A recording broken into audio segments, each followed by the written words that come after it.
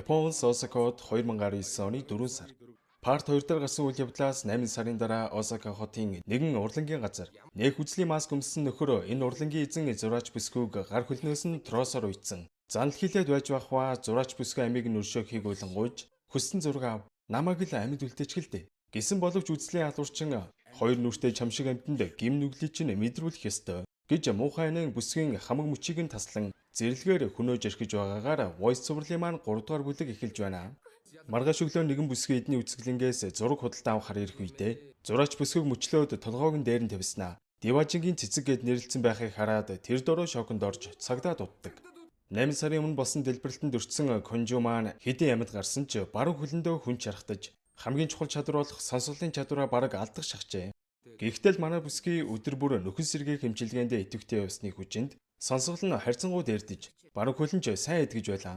Харин хакерийн хувьд тасарсан уруугаа цаг алдалгүй оюуснаар гар хөл нь бүтэн үлдэж чадсан ч харин багийн ахлагч Канаву маань дэлбэрэлт болсон тэр өрөө орсоргүй алга болсон бөгөөд сүүлийн 8 сарын турш Golden Time багийнхан маань Канавуг хаасаагүй байсан ч одоо хүртэл сургийг гаргаж чадаагүй л байгаа юм байна. Ямар сандаа бүр Солонгосын хамаг усан бомбд нисэх буудлуудын камерыг хүртэл шүүж үзсэн ч амжилт олоогүй байгаа. Энэ үед хакерийн нах зэгчин залгаад Сеул саяхан Япон явах эрхийн бичиг хоцсон. Надтай хамт явъя гэдээ бахаар нь би яаж ажиллаа хийж явах вэ? Гэтэл сайн найзаагаа дагуулад өглөө явчихжээ. Чи дүүрүүгээ залгаад болгоомжтой яваарай гэж хэлжээрэй. Гэж захихаар нь хакер Сеул руу залгаад нах зэгч рүү ярьсан уу? Яагаад дураараа Япон очиж байгаа юм бэ? Гэтэл би завгүй байна. Дараа ярья. Гээл уцаа салгаж гин. Өхний үед анх удаа Японд ирж буй болохоор сэтгэл нь хөөрж догдолсон амт л байв. Энэ үед манай 112 төв рүү Осака хот дахь Солонгосын консулын ажилтан яриад сайн байна уу? Осакад барилах нэг урланд Канеко гэх зураач бүсгүйг алсан онц ноцтой эрэг өнөө өглөө гарсан. Хэргийн газраас танай ажилтан Доо Канавугийн ажлын үнэмлэх холдлоо гэж хэлэхэд манай хүн бүр шок. Яахлаарэ Канавугийн үнэмлэх наан чин байдаг үлээ? Одоо шууд яваад чи гэж хэлээд пак мөрдөгч Го мөрдөгч хоёрыг дагуулад хамгийн ихний нислэгээр Осака хот руу явнаа. Яг энэ үед хэргийн газар ажиллаж буй Япон шинжээч нар бүсгийн цогцыг 14 жижиг хэсэг болгон маш нарийн тасцсан байна. Цогцсны эсгүүдийг цэцэг шиг өрж тавьснаас харахад алуурч өөрийгөө уран бүтээлч гэж боддог бололтой. Тэгцэргээр таамгаа дэвшүүлцгээж байлаа. Харин энэ үед Сеул охин маань найзынхаа хамтаар захиасан буудалдаа яваа ортол зурган дээрхээс шаал өөр өдийн.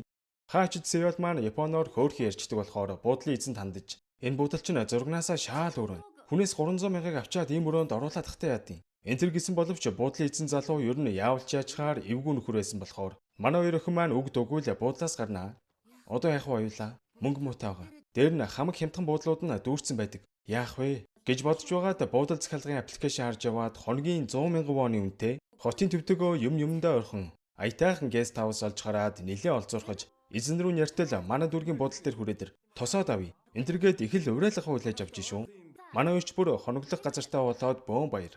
Манай гурав Осакад бөмбөгц Солонгосын консулын ажилтан хүлээн авч уулзаад энэ хэргийг матар хочтой Риожигээд мөрдөгч хариуцж байгаа. Яж хахад Доо Канавуг алуурчны хүү гэдгийг Осака даяар мэднэ. Тийм болохоор Осакагийн цагдаа нар Канавуг сэжигтэн гэж хартаад байна. Хэмээн эндхийн нөхцөл байдлыг тайлбарлаж өгнө.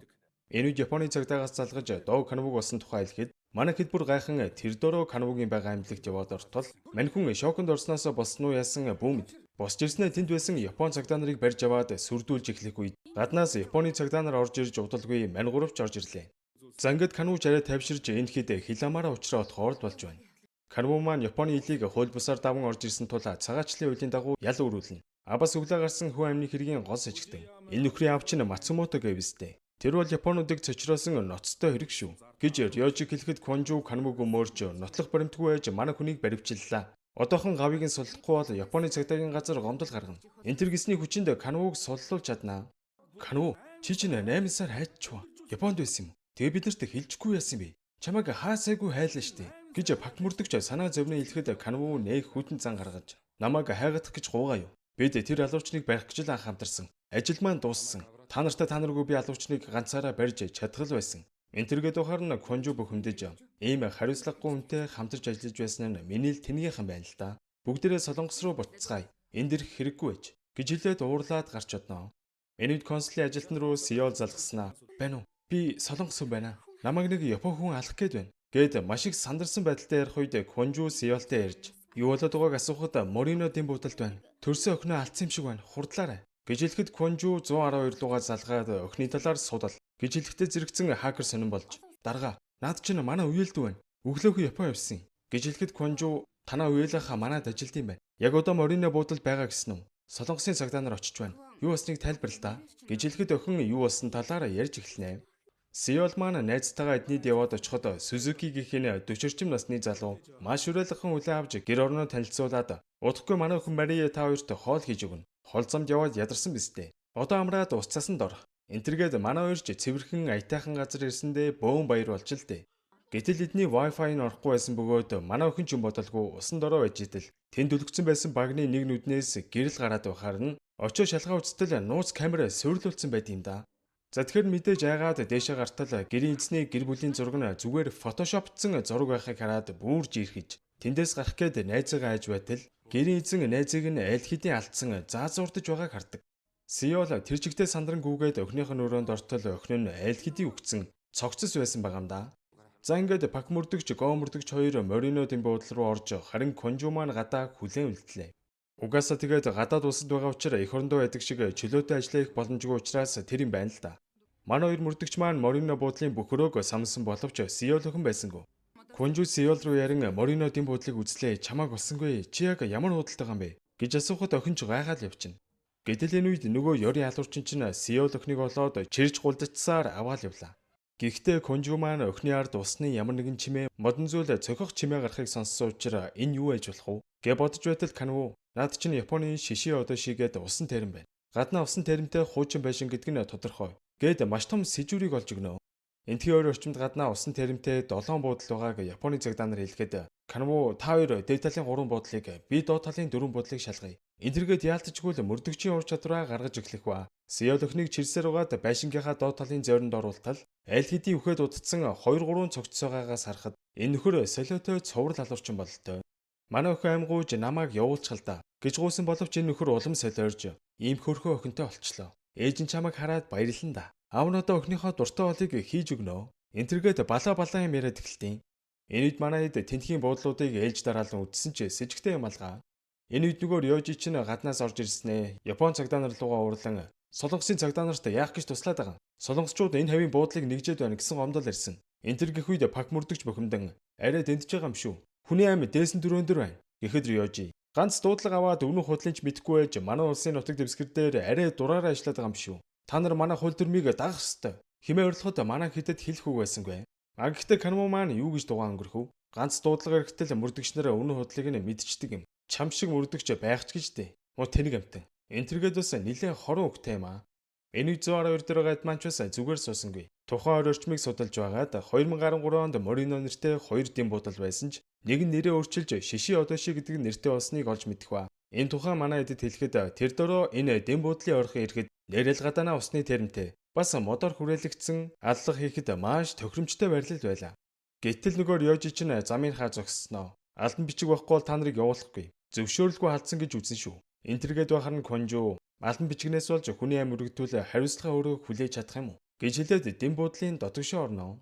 Энэ үед Сеулийн ээж хакер руу залган миний дүү Сеултой ярьсан уу? Утас нь холбогдохгүй байх юм. Гэхэд манай хакер маань аргагүй ихэнд үннээ хэлж Сеул хулгайлагдсан байгааг хэлэн Солонгосын цагдаа нар тэнд байгаа учраас амьд олдноо гэж амласан боловч хөрхийн ээж нь охиндоо санаан зовж уйлж унжаал явчихлгүй яхав.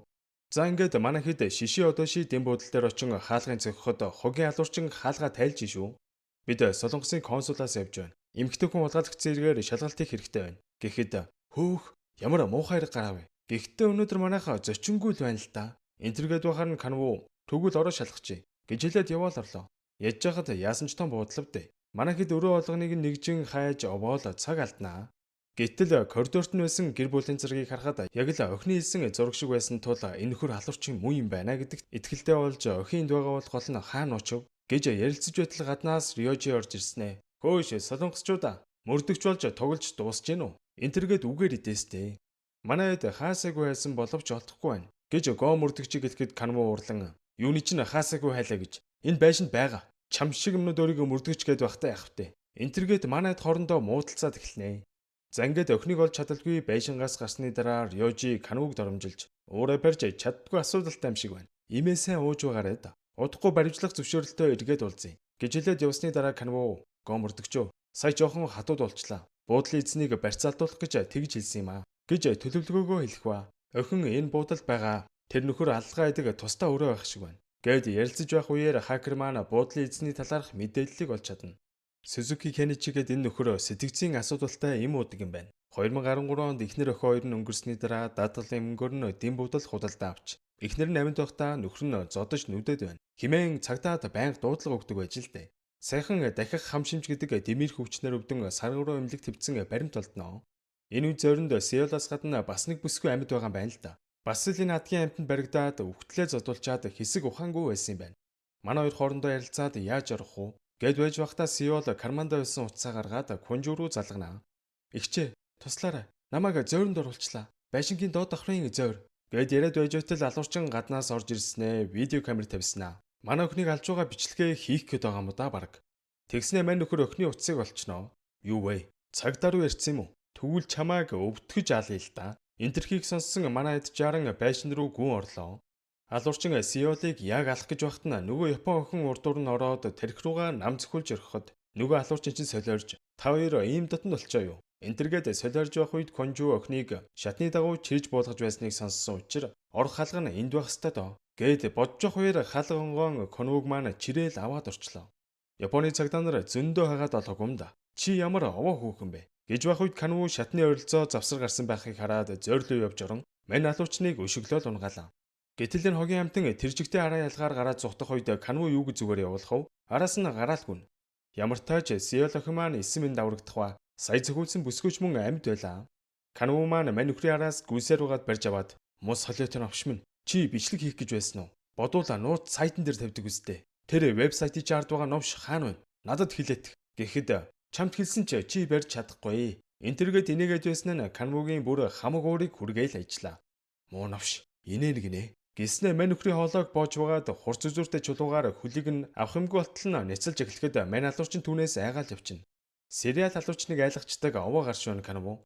Чиний хайгаад байгаа хүн солонгос хүн. Тэр сайтыг солонгос хүн ажилуулдаг. Өөр мэдх юм алга. Гэхэд Конву чи тэртээ тэргүй хүн.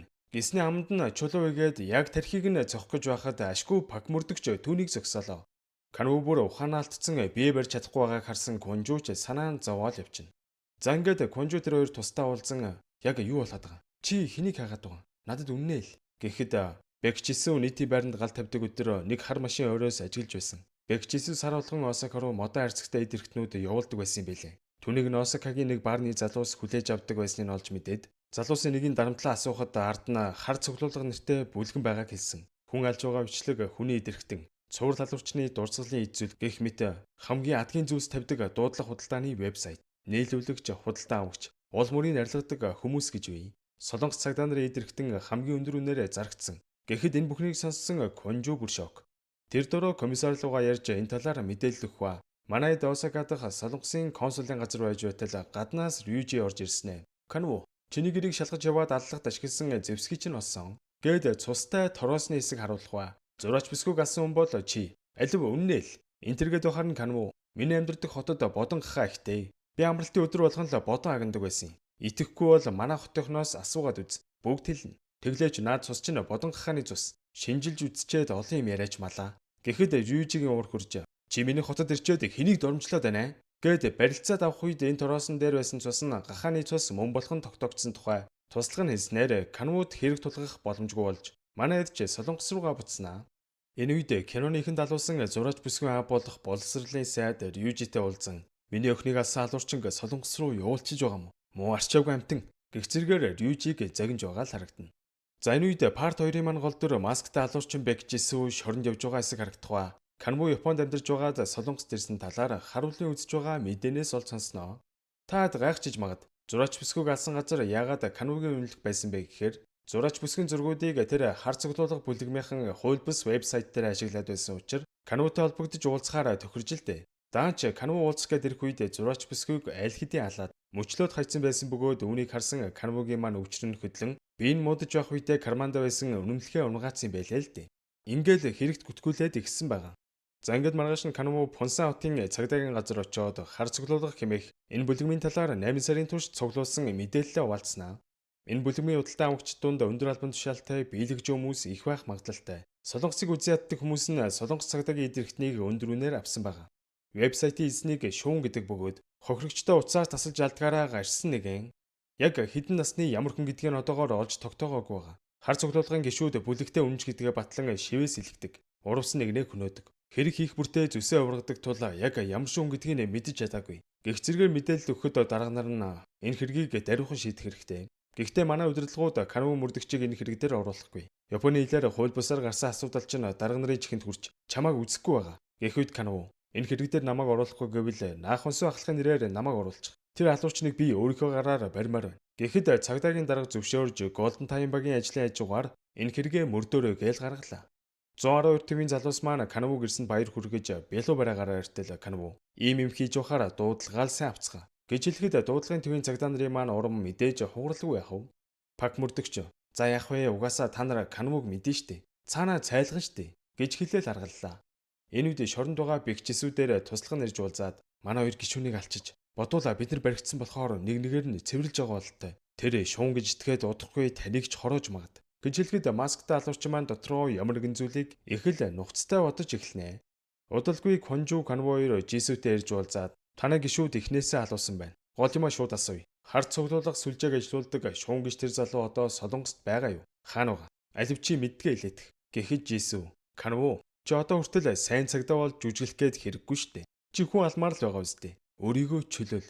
Энэ зэрэгээс солиорхоор нь Канав барьж аваад цохингоол алдлаа. Яг энэ үед 112 төв рүү маань яралтай дуудлага орж ирэх ба дунд сургуулийн хүү 4 давхрын хий олооноос зүгтчээд унах гээд байна. Гэсэн дуудлага ирсэн ба энэ хүү хариугүй унах нэ. Одоо яана гэд сандарсан ярьж байна. Онцгой байдлынхаа утсан боловч машин зам ачаад орж чадахгүй учраас цагдаа руу ярьж байгаа гинэ. Хёнсүгээд энэ хүү сэтгцийн өвчтэй юм шиг байна. Аав нь бол буйны ажил хийдэг сайн хүн байдیں۔ гэж залхсан хүн хэлэх ба манай цагдаа нар ч яаран хөдлөнө. Хотгоны хүмүүс бүр сандарсан. За миний дөө битгий үсрээрээ цагдаа нар ирж байгаа. 50 байгаарай гэж маньхүүд хэлэх ба дуруундаа хутганы шарх авсан байлаа. За ингээд Конжу маань маньхүүгийн аав сүн захиралтай холбогдсон нөхцөл байдлыг хэлэх ба сүн захирал өнчийн хүмүүсийн асрамжийн газар ажиллаулдаг нэгэн бөгөөд Хёнсү хэмээх энэ хүүг өргөж аваад 6 сар болж байгаа юм гинэ. Маньхүү тархины саажилттай болохоор хүний яриаг нэг их сайн ойлгохгүй гэж хэлдэг. Манай мөрдөгчд маань хэдэн газар ирэн гүүгээд гарсан ч хүүг татаад авчих ямар ч боломжгүй байлаа. Ядж хахад зүгтсэн хий холоо ганцхан шрүүпэн дээр тогтсон учраас эвгүй хөдөлгөл юм бол унахаар аюултай байлаа. Сүн захирал Конжууд хандан Хёнсү маань гайгүй л байсан. Тэр адгийн хүүхнээс л боллоо. Тэр ээж нь гэж хүүхэн хүүхдээ ачаад тэтгэмжийн мөнгийг нь авах гээд Хёнсүг маань буцааж авна гэд байсан. Ээжигээ ирнэ гэдгийг сонсонгуудаа бүр гарандаа хутга хүртэл зоож байсан гэж хэлнэ. Хёнсү тэр ээжээсээ л болж ингэж байгаа. Гэх зэргээр уйлж унжаал эхэлнэ. За ингээд Канав хүүг татж гаргахаар нэмхэн төмрөөр мөлхөн маньхүүг нэлийн харагдах гэж үзнэ. Ахын дөө намайг сайн сонс. Бүгдээрээ тухтай ярилцъя заа юу. За одоо ахыхаа гарнаас сайн бариад ав. Гэх үед хүү овоо хэлснийг ойлгож гараа сунгасан ч хий олооны шрүүп мэлтран Хёнсү хүү 4 давхраас унж ирэхлөө.